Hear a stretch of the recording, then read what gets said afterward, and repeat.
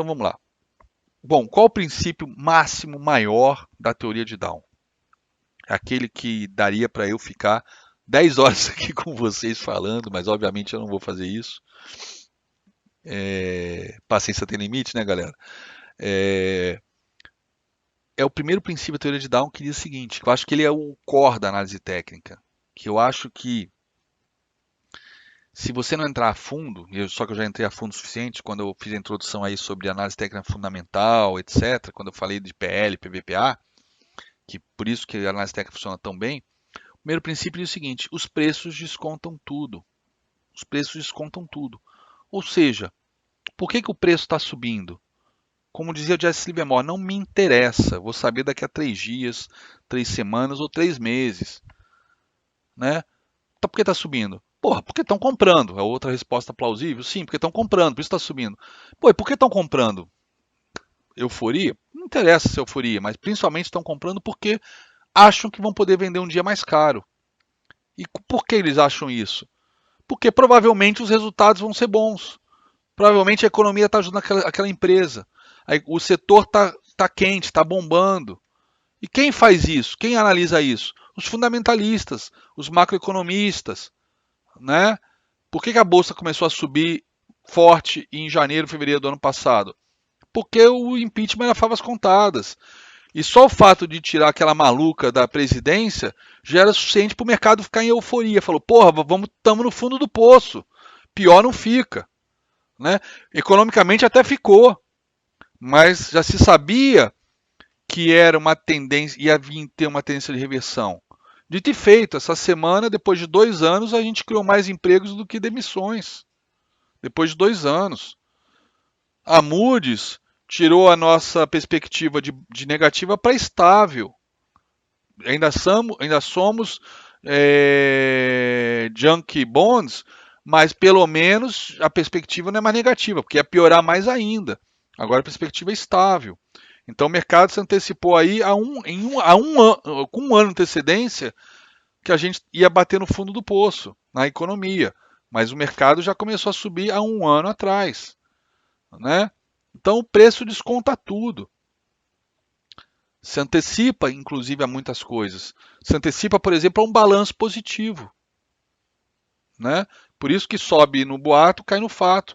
Ou você acha que os analistas, os que cobrem as empresas, não estão envolvidos no dia a dia da empresa? Não estou falando envolvidos no estilo Billions do Netflix, não, de pegar insider information. Envolvidos no sentido de acompanhar o setor de perto, saber como é que está a produção, como é que estão os pedidos, como é que estão as vendas, como é que estão as encomendas, né? Os caras fazem toda essa análise. Fazem análise macroeconômica para saber isso. Eu ensino no curso de introdução à análise fundamentalista, que eu também dou, que pelo menos eu dava até 2011, mas nunca mais eu dei. Vamos ver se eu faço em breve um para vocês.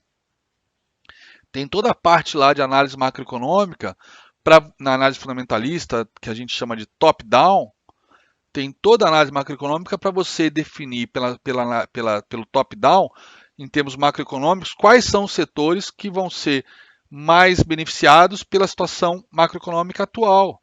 Ou seja, queda de inflação, talvez queda do petróleo, talvez queda da taxa de juros, não, certamente queda da taxa de juros, diminuição do desemprego, aumento do emprego, né? Queda do dólar, aumento do dólar. Tudo isso, macroeconomicamente, vai ajudar a gente a selecionar os setores para depois fazer, continuando dentro da filosofia top-down de análise fundamentalista, chegar ao ponto de definir qual empresa que tem mais probabilidade de subir naquele setor que você acha que vai ter mais probabilidade de subir, baseado naquele cenário macroeconômico. Isso é análise, resumidamente falando, uma análise top-down fundamentalista. Então, os caras participam de reuniões com o RI, contactam o RI, assinam o RI, os caras leem balanço, os caras fazem toda essa análise. Não é à toa que grandes bancos têm o cara que é responsável por oil and gas, tem o cara que é responsável por varejo, tem o cara que é responsável por construção civil, tem o cara que é responsável por setor financeiro. Por quê? Porque isso dá um puta trabalho. Um puta de um trabalho de corno. E a gente? A gente vai na aba deles. Porque no momento que eles fazem todo esse trabalho de corno e falam, é hora de comprar A ou B, oferta e demanda. O preço anda para cima ou para baixo. E aí vem o primeiro princípio da teoria de Down. O preço desconta tudo. Ou seja, tudo que eu preciso saber está ali no preço. Está ali no preço. Beleza? Inclusive insider information. Eu quase, graças a Deus isso não foi adiante, que eu ia entrar numa encrenca danada. Eu quase fui tipo um informante ou sei lá, um colaborador de uma matéria que ia sair na Veja e no Fantástico sobre insider information. Por quê? Porque nós, como grafistas, conseguimos nos antecipar e entrar junto em operações que os insiders estão fazendo sem ter nada de informação privilegiada, zero. Mas a gente sabe quando tem alguma treta para acontecer, alguma coisa vai acontecer, de bom ou de ruim. É óbvio, e eu vou mostrar isso na parte de indicadores, que eles podem estar lá operando na escuridão, só que eles deixam rastros. Ou o preço, eles podem até manter o preço estável, enquanto eles estão desovando ou comprando pra caramba ações sem o preço se mexer. Mas tem o volume, galera. Tá aqui o quinto princípio. O volume deve confirmar a tendência. Independente se confirma ou não a tendência, a análise do volume deixa. O volume como é que se diz? Não tem como esconder. Não tem como esconder. E o volume, né? No caso, ó, o Rodrigo já sabe, já deve ter assistido meus vídeos, a gente vai falar sobre isso em OBV. O volume, através do OBV, por exemplo, vai me ligar um alerta. Opa, tem alguma coisa acontecendo aí. E de duas uma, ou você ficar de fora, você vai surfar o movimento, junto com os caras que estão operando com informação privilegiada. Exemplo disso, exemplo que a gente viu ontem, né? Na parte de, vamos lá, vamos voltar rapidinho. Na parte aqui, ó, diferenças comportamentais. Olha só a CEMIG. Olha só a medida provisória 579, o dia que ela foi anunciada. Né? Já estava em R$ 12 a CEMIG. Mas durante aí 2 semanas, 3 semanas, ela desabou, ela veio de 16 para 12. Caiu 25%, galera. Vai me dizer que não tinha nego sabendo da medida 579, que destruiu o setor elétrico. Tá de sacanagem, né? Aí no dia seguinte, eu lembro que a CEMIG, que eu estava acompanhando, essa que eu acompanhava de perto, o leilão da Uribov abriu, terminou, pode procurar no gráfico histórico lá no intraday, acabou o leilão, acho que era 10h26. 10h26, leilão, teve 26 minutos de leilão de abertura da CEMIG. E abriu com uma queda monumental desabando. Né? Abriu na máxima, com um gap de, sei lá, fechou 12 e pouquinho, abriu 10,60, 10,70, né? Uma baita de uma queda, e caiu pra cacete mais ao longo do dia. Tá? Depois fez aí, nos dias seguintes, o que a gente chama de o pulo do gato morto, The Dead Cat Bounce. Muita gente deve ter comprado achando que ia ganhar dinheiro nesse movimento, que vai fechar o gap, vai fechar o gap. Fechou o gap porra nenhuma, Dead Cat Bounce. Na sequência desabou de novo, foi lá beijar quase os 8,50. Tá, e depois eu não sei se caiu mais, eu acho que ainda caiu mais depois. Então caiu 50% em coisa de alguns meses. Olha os insiders ali metendo venda. Esse aí não precisava nem de volume para entregar a paçoca. Já dava para ver pelo preço. A queda foi tão forte que não tinha como disfarçar e não tinha como mexer, operar o mercado para manter o preço estável e zerar tudo. Foi caindo, foi caindo, foi caindo. Beleza? Dias antes da medida provisória 579 ser anunciada. Tá ok? Graças a Deus eu fiquei de fora dessa encrenca.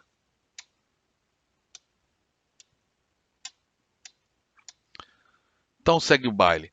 Então, ó, o primeiro princípio, os preços descontam tudo. Vírgula, eu não botei aqui, vírgula, que pode ofender os mais religiosos. Mas existe aqui uma vírgula que diz o seguinte: os preços descontam tudo, vírgula, exceto atos de Deus. O que significa atos de Deus? Tudo que é imponderável que não está no preço. Por exemplo, a CEMIG, aquela queda não foi ato, não foi, o preço descontou tudo, não tinha nenhum ato de Deus ali, tinha ato do capeta, né? Da anta, da jumenta que acabou com o nosso setor elétrico. Então não tem nada de atos de Deus. O que é atos de Deus? Por exemplo, o atentado do 11 de setembro. Apesar de ali também ser meio que ato do demônio, né? Mas o ato de Deus que a gente fala é no sentido da gente não ter como antecipar isso. Apesar de ter teorias da conspiração aí, que os árabes já estavam vendidos em companhias aéreas, etc, bababá. Até inspirou lá Cassino Royale do 007, enfim.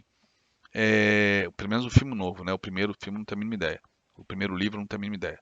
Mas enfim, o fato é, um terremoto em Tóquio, que acabou acontecendo, que acabou provocando o desastre de Fukushima. Aquilo já era favas contadas, né, que ia acontecer, porque esse terremoto acontece a cada 100, de 100 em 100 anos, por exemplo.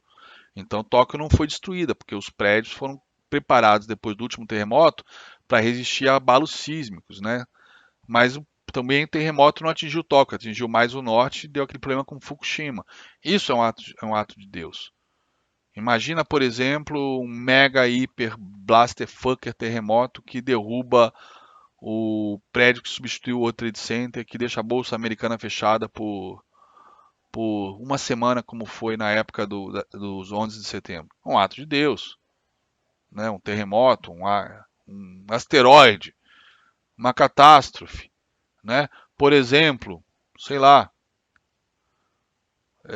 o ato de Deus, né, a gente pensa que normalmente são coisas boas, né? Mas às vezes, por exemplo, se aquele maluco da Coreia do Norte joga um míssil agora em Tóquio enquanto a gente está falando, um míssil nuclear, e começa a Terceira Guerra Mundial, né? Isso não é ato de Deus, é ato do demônio. Mas, porra, aquele panaca daquele gorducho é filho de Deus, né? Então Deus, de certa maneira, tem culpa no cartório, né? Então, ato de Deus é tudo isso. Brincadeiras à parte, com todo respeito ao Todo-Poderoso, brincadeiras à parte, atos de Deus é tudo que não está no preço, que a gente não tem a mínima ideia, que pode acontecer do nada. Do nada. Tipo, sei lá, o Trump escorregar no sabonete hoje, bater a cabeça e morrer. Pô, isso vai causar um impacto fodido na economia. Talvez é um impacto positivo, né? Negativo acho que não vai ser.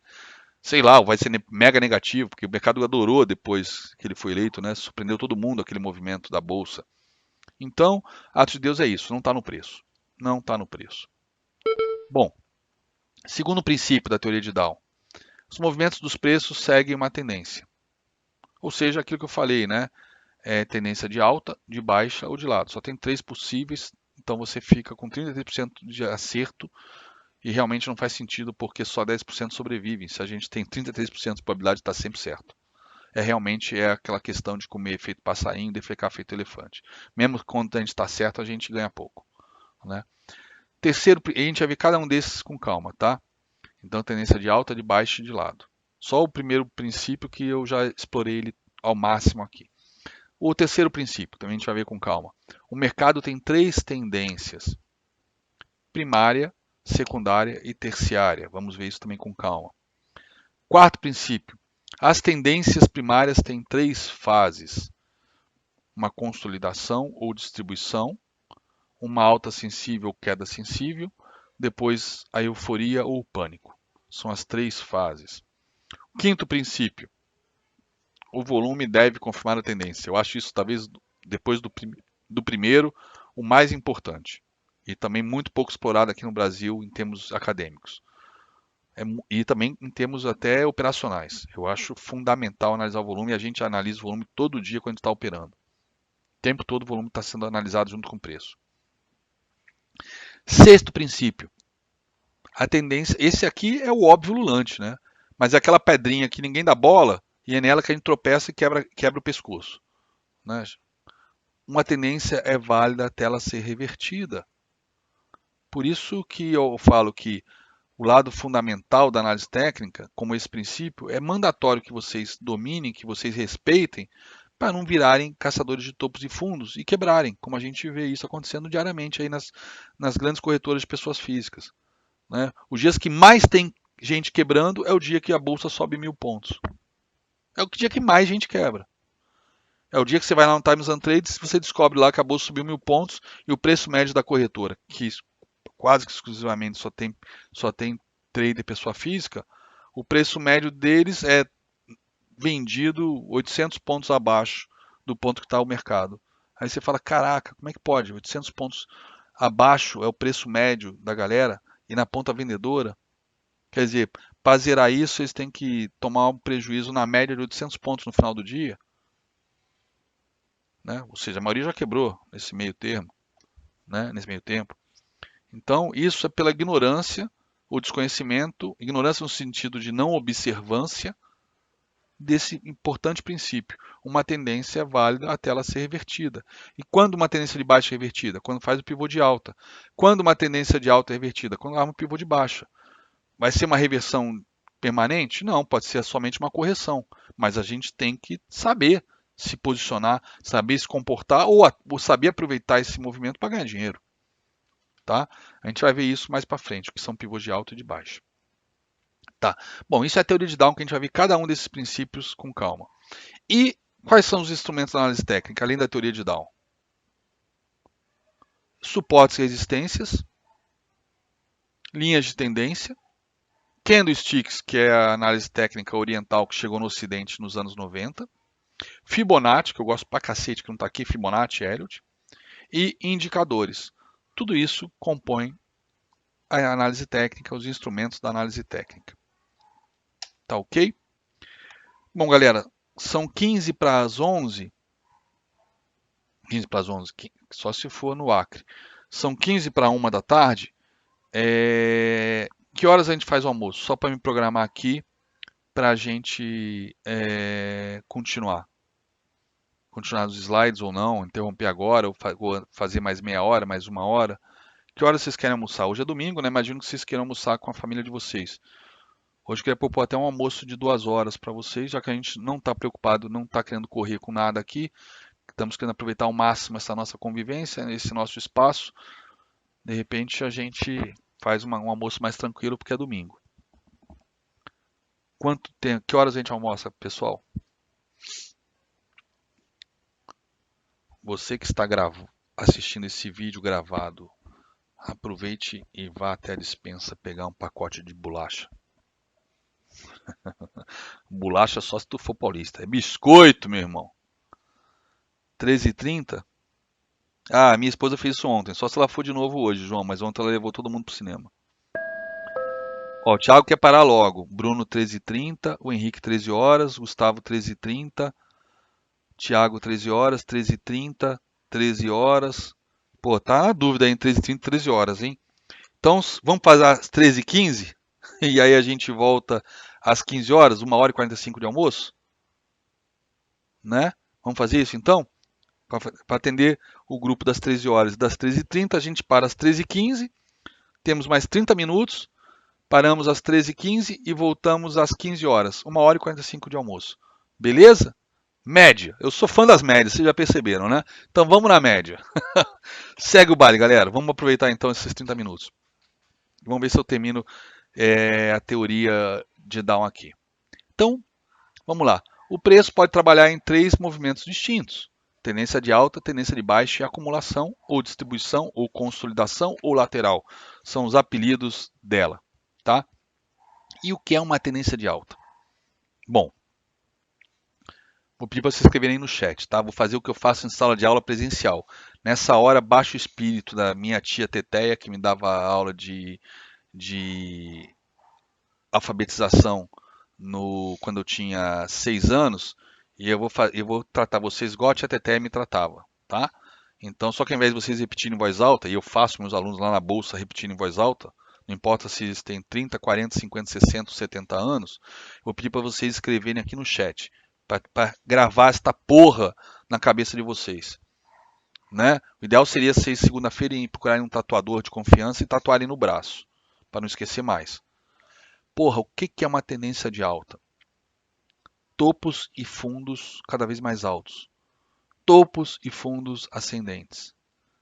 Então, o que é uma tendência de alta? Escrevam aí no chat. Topos e fundos ascendentes.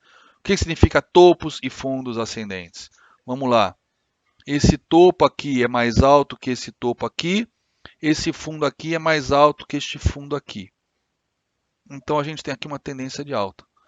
Então, o que é a porra da tendência de alta? Topos e fundos ascendentes.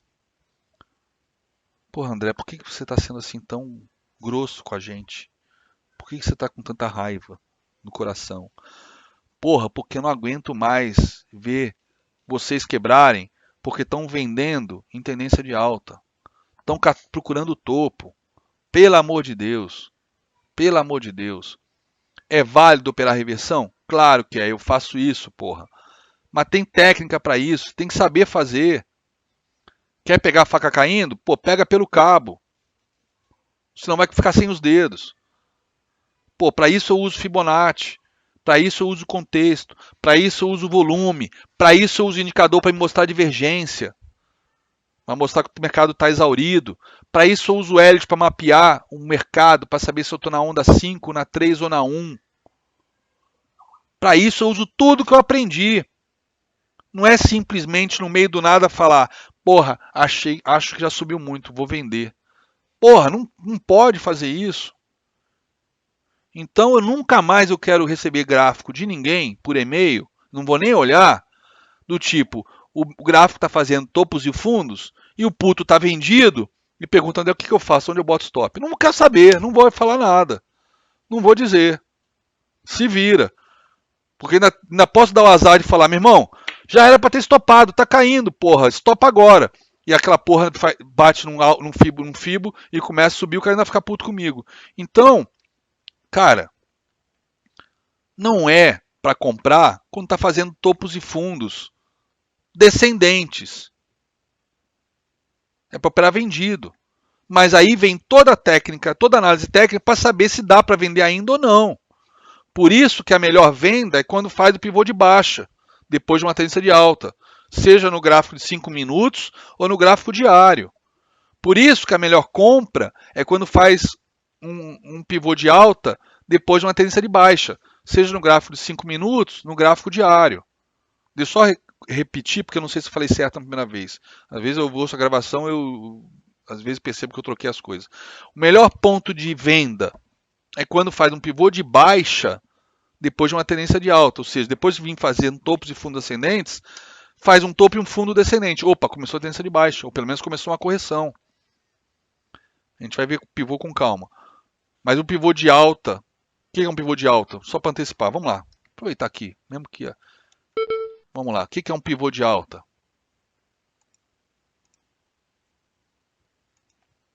que é um pivô de alta? Vamos lá.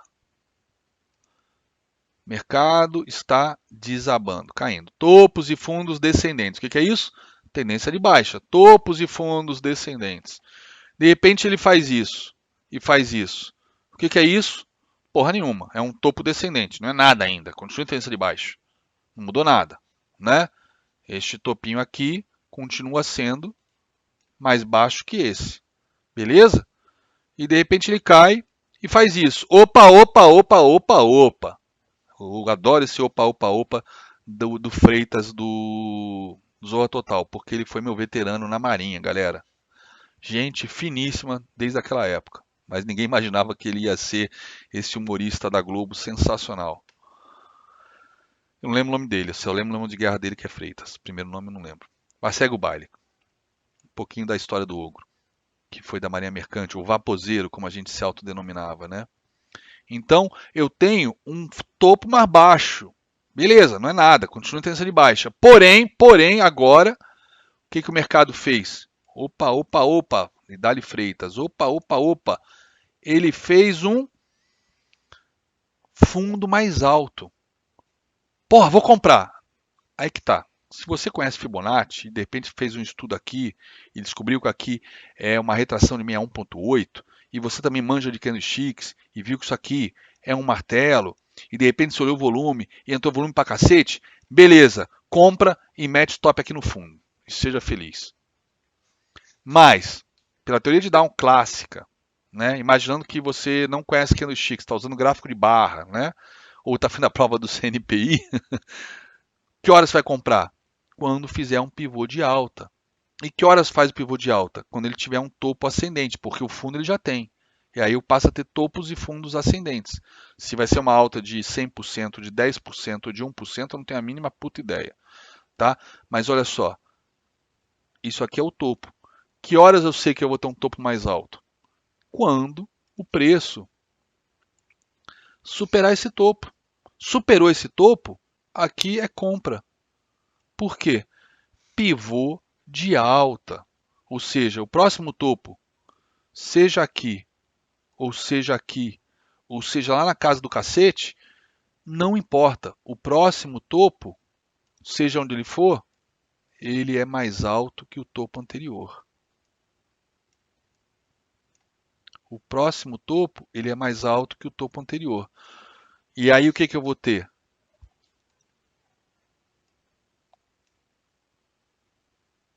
Topos ascendentes e fundos ascendentes. O que são topos e fundos ascendentes? A porra da tendência de alta. É nessa hora que a gente entra. É nessa... Nelson Freitas, isso aí, Hélio. Nelson Freitas, gente finíssima. Se porventura você estiver vendo essa gravação, Freitas, pô, eu sou um machado. Não sei se vocês vão lembrar de mim. Eu traficava revista de mulher pelada na escola. E peguei cadeia, ou bailéu, como a gente diz na gíria, quando um veterano botou a boca no trombone porque ele não tinha grana para comprar a Playboy do mês com 100% de ágio, obviamente, era um negócio que eu fazia. Ele não tinha grana e ele contou pro capitão esse meu negócio paralelo dentro da Marinha. E aí eu peguei bailéu. Eu acho que você vai lembrar dessa história, Freitas. Vamos lá, segue o baile. Tô falando que eu sou empreendedor desde que eu era moleque. Então eu tenho uma tendência de alta. Então a gente, como trader, a gente vai procurar esses movimentos, inclusive no day trade. Inclusive no day trade. Eu posso tentar ficar adivinhando topo e fundo no gráfico de day trade? Eu posso fazer isso? Posso. Posso. O mercado vem caindo. Eu posso, ó, depois de fazer esses vários fundos, eu posso comprar aqui no fundo? Posso.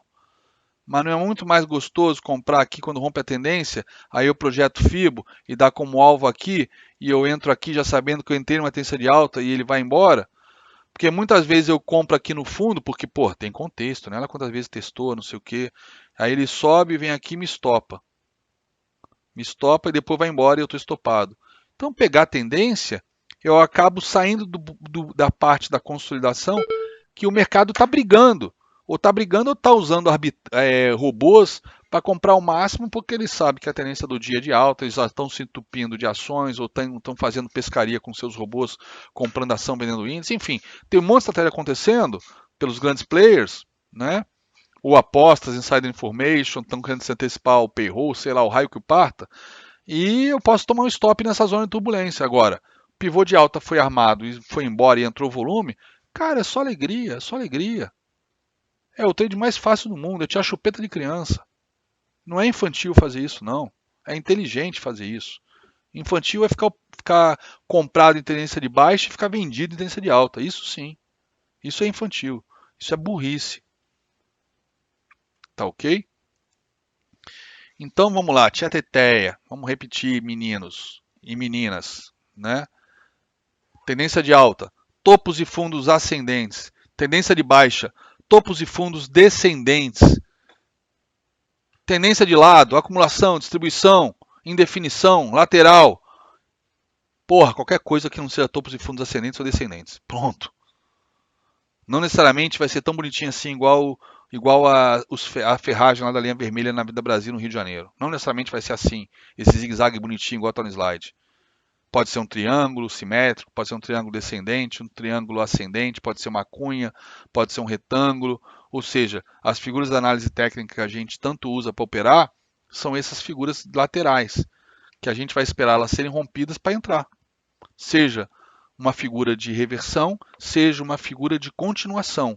Mas dentro da figura, bunda na parede e a gente espera sair desse movimento para fazer a nossa operaçãozinha com toda tranquilidade, ouvindo rock and roll, tomando cerveja, beleza? Com paciência e disciplina. Tranquilo? É assim que funciona esse negócio para ganhar dinheiro. Tendência de alta a gente opera comprado, tendência de baixa a gente opera vendido. Vamos comprar todo o rompimento de topo? Claro que não. Mas o primeiro pivô de alta a gente vai entrar. O primeiro pivô de baixa a gente vai entrar. Talvez a gente possa entrar no segundo, talvez a gente possa entrar no terceiro. Mas aí vem Fibonacci, vem Elliott e vem as resistências que estão acima do gráfico, né, que ficaram para cima durante a tendência de baixa e que a tendência de alta está se aproximando delas, para a gente ver se dá para comprar ainda ou não. E isso a gente vai aprender a fazer. Isso aí, baixas são topos e fundos descendentes. Alta, topos e fundos ascendentes. Tá ok?